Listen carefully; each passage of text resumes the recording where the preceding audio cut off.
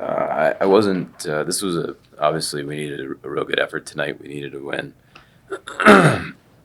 in Hockey East, and we needed to find a way to beat Lowell. I didn't really like our first period. The energy wasn't great, but our second period was dominating, and I think we scored 3 in the second. Probably should have scored 4 or 5 or 6. I thought Lowell was outstanding all weekend long. I think we put over 90 shots on net. And tonight he made some big saves that kept them in the game, and our goaltending this weekend was not to standard. It's that simple. I'm not going to tiptoe around it. The team in front of our goalies played extremely hard this weekend, and the goalies, for whatever reason, they've been outstanding all year, and this weekend their standard wasn't good enough, and it made tonight's game look like a character win when it should have probably been an easier win. Lowell crawled back there again in the third period tonight. Were you happy with how you guys kind of responded to that blown lead again and kind of just held strong there? Of course. It felt like the Providence game 2 weeks ago in this building when we were just playing really well. And that's adversity when you blow a 2-goal lead to come back and play that way. And, of course, Johnny Leonard elevates, and the power play looks like a really good power play. And the kids played hard, and the energy was good, and the belief is there. So it wasn't a case of you feel this drop in the bench. You feel the bench get upset and be like, it's not right. We're winning this game. So good signs, especially when we've lost Chafee, we've lost Laganoff, we've lost Kiafuk.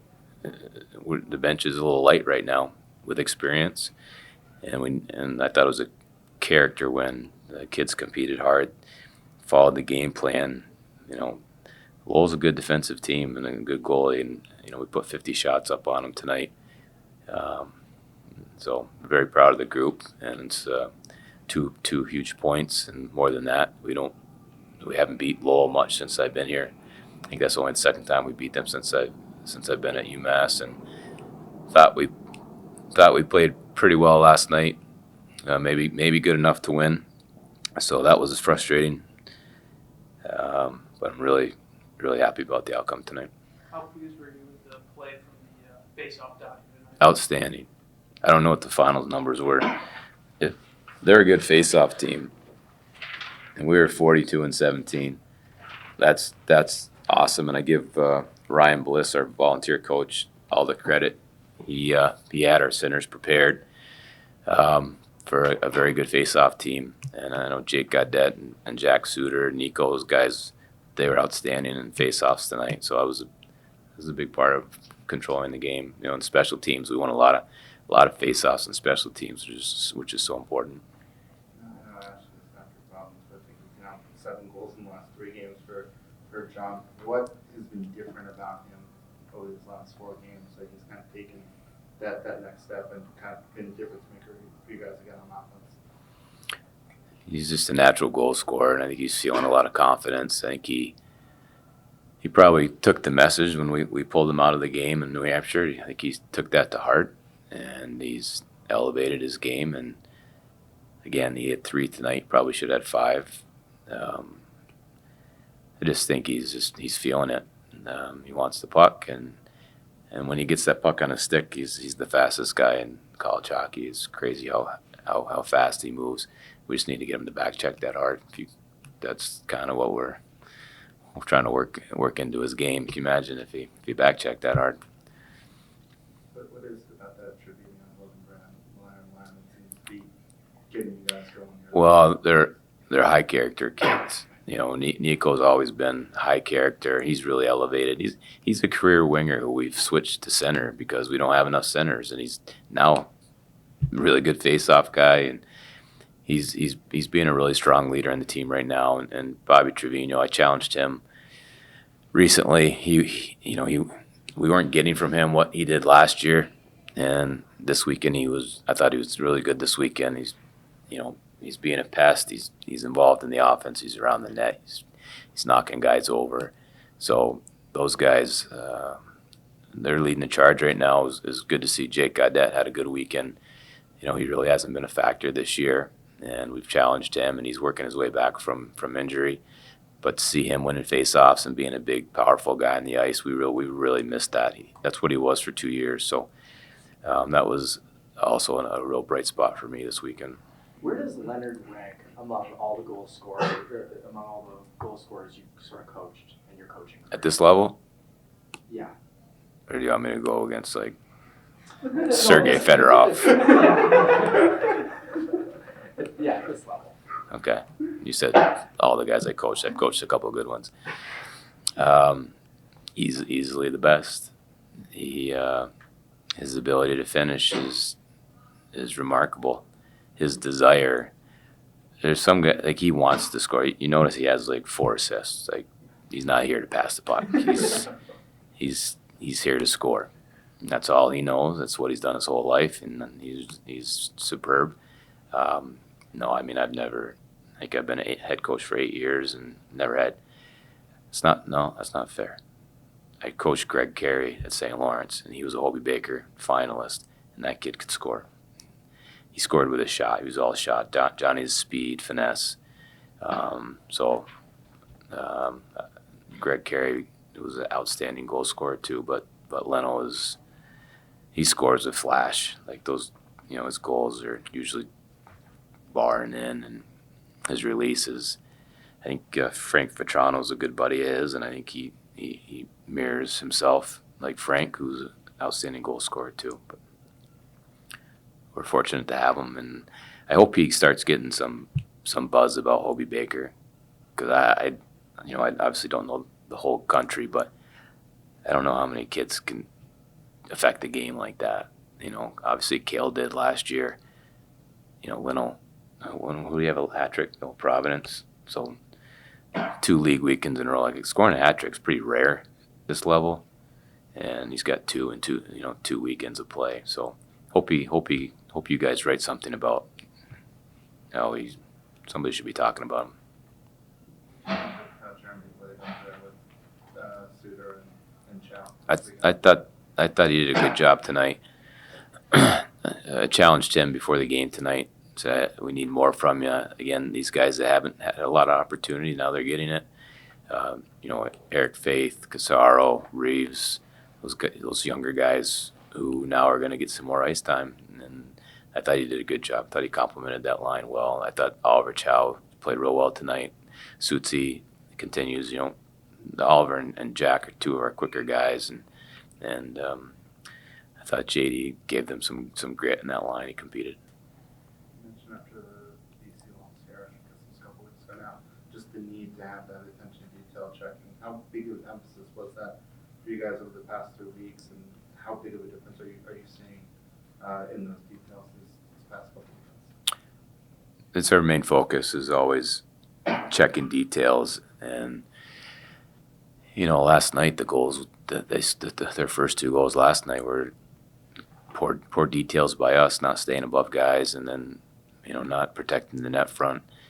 And before this weekend, I think we'd only given up 8 goals in 7 games, or something impressive. But again, I think if our goalies were on their games, we probably only give up 2 goals or less this weekend. You mentioned you weren't happy with the first period. What do you feel kind of changed going into that second period where you got goals? We made just some slight adjustments, but we just talked about managing the puck and having a little more poise and use our speed.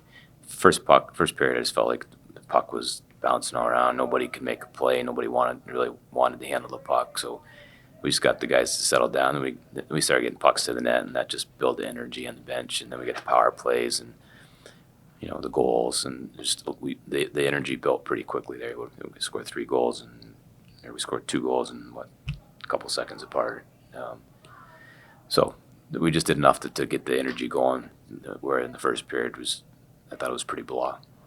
Obviously, Lowell comes back third period again, just like they did last night. Obviously, you guys responded in a different way. Are you kind of happy with how the team went about that adversity tonight instead of kind of falling back with last night? Yeah, I think we're all very happy with the result. But it's been said in the locker room many times that can't happen. And moving forward and going down the stretch here, teams are going to be able to close out on games, and we can't afford to be, giving up those leads going into the third, especially on the road.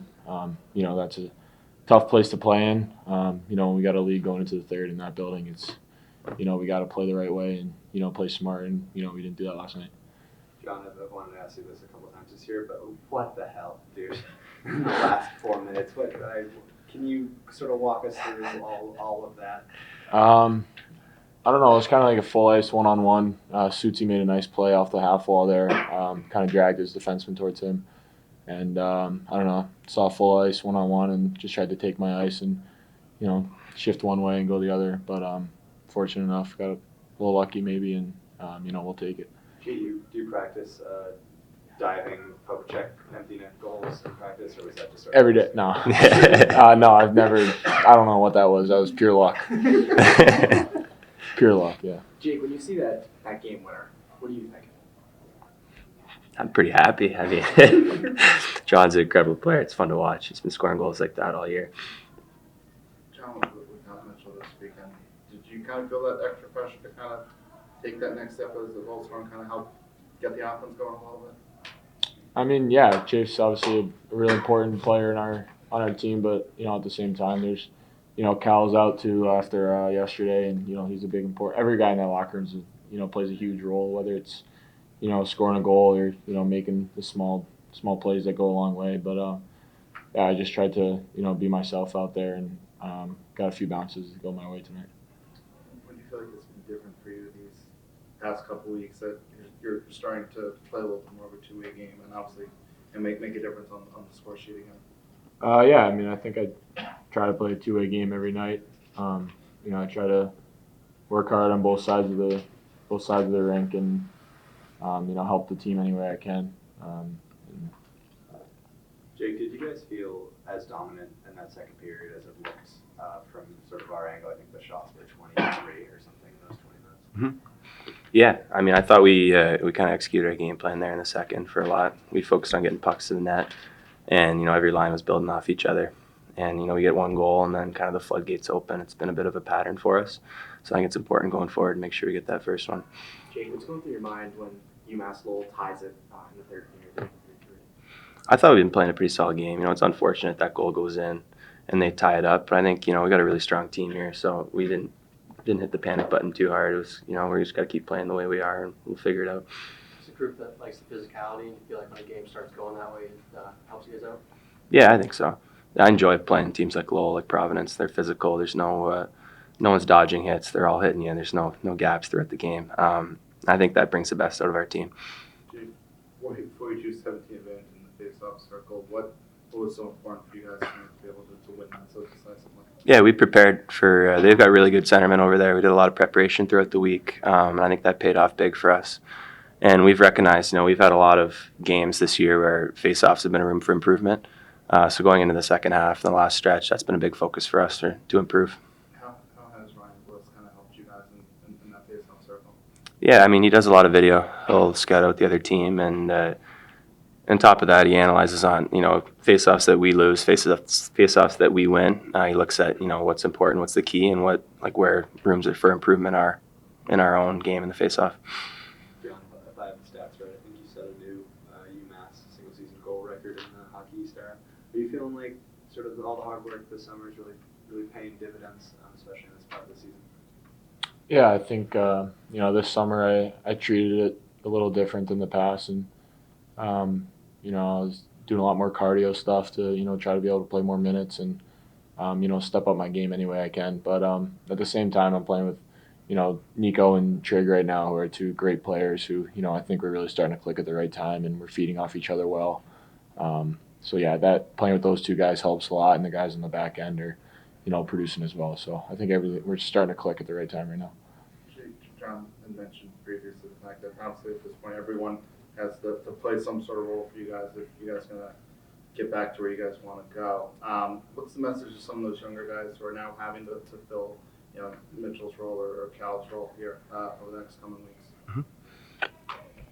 I think it's important. We see when we play well against teams like Lowell, like tonight, or like Providence last weekend, you can recognize the patterns of play where everyone's finishing their check and it's all in the details. So I think through that kind of success, the freshmen, we've made it important that they realized the keys to success or what's made us successful in those wins. They tied up there in the third, especially the way last night went, and like 2 points on the line tonight. Did you feel it on the bench, just an extra drive that you guys weren't going to let it happen? You wanted to get this one in the bed? Yeah, we were really frustrated last night after losing. I think tonight it was, we weren't going to let it happen again.